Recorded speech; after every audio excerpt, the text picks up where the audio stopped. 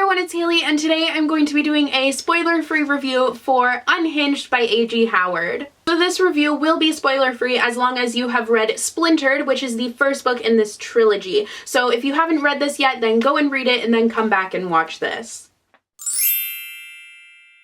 So this book takes place a little while after the events of the first one. So they have returned from the rabbit hole and Alyssa is in high school now, her senior year, just trying to graduate, looking forward to prom, and Jeb is off at art college in London, and Alyssa plans to join him there after she graduates, but she doesn't know if that's going to happen anymore because her mother is freshly released from the asylum and she has kind of a death grip on Alyssa's life. So she's being super strict and very much monitoring Alyssa's activities. And to add to that, of course, Jeb doesn't remember the events of the last year and going down the rabbit hole, which is kind of putting a strain on their relationship.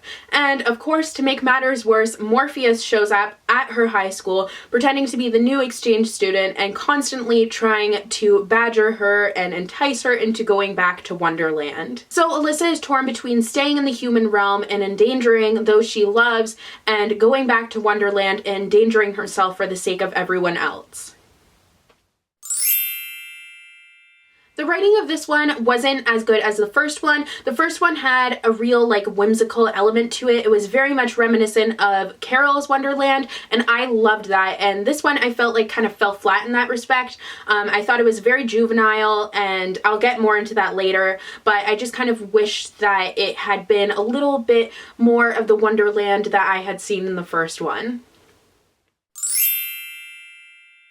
As far as the characters go, I feel like Alyssa is a very interesting character because she is so torn between her Netherling side and her human side. She doesn't know which one she should stay true to and which part is the good part and which is the bad. She doesn't really know what to do, and you can really see it straining on her throughout the book that she doesn't know what decision is the right decision. And she's trying to just live a normal life, be a normal teenager, but it's kind of hard when she is the queen of, and she's trying to just live this normal life and be a normal teenager, but it's kind of hard for her because she is one of the queens of Wonderland and she has an obligation to the Netherlings, but she doesn't know if she wants to fulfill it. Morpheus, who is on the cover of this one, he is a very interesting character because I have no idea where his intentions lie. You really want to believe that his intentions are true, but you can never tell with him because it's very clear that he loves Alyssa and that he would do anything for her,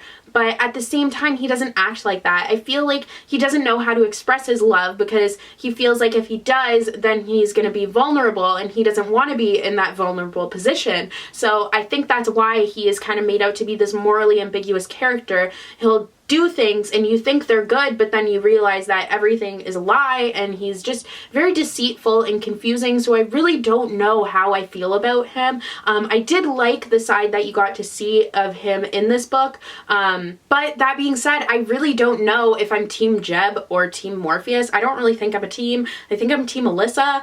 I don't know, maybe Team Wonderland? Who even knows? And to add to that, I think Jeb is a character that I don't really know how I feel about either. I just find him to be kind of corny. The whole piercing his labyrinth or labyrinth, whatever it is, and the whole bad boy kind of thing. I'm just not into that, and I think that's just a personal preference thing.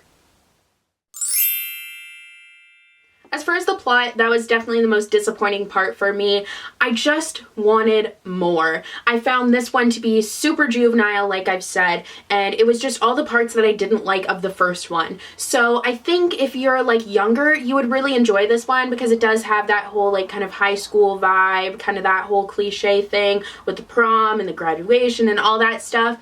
So I think if you are younger, you would really enjoy this, but just for me, I wanted more Wonderland. I wanted more of that whimsy and all that stuff. That was what I loved in the first one, and I really wanted it in this one, and it just wasn't, it didn't deliver. I I did like the ending in a way, because I did feel like the way it happened was kind of cliche, but the cliche set aside, I thought it was really interesting and kind of threw me for a loop. I wasn't really expecting it, and I thought it was really kind of intense, and it was kind of the intensity that I was looking for throughout the beginning of the book. I did enjoy Morpheus's role in this book. Like I said, I liked seeing him in the normal world and kind of interacting with other people, but he's really shady, like I mentioned, but I think he adds a lot to the plot.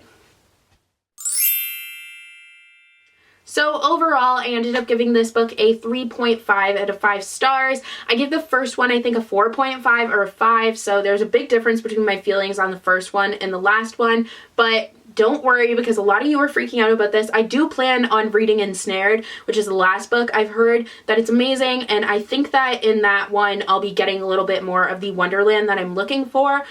So I do have pretty high hopes for that one. I'm hoping that it will kind of deliver, but I don't know. We'll see. I'm definitely going to read it though, so don't worry. So that's going to be all for today's review. I hope you guys enjoyed, and I will see you guys in the next video. Bye!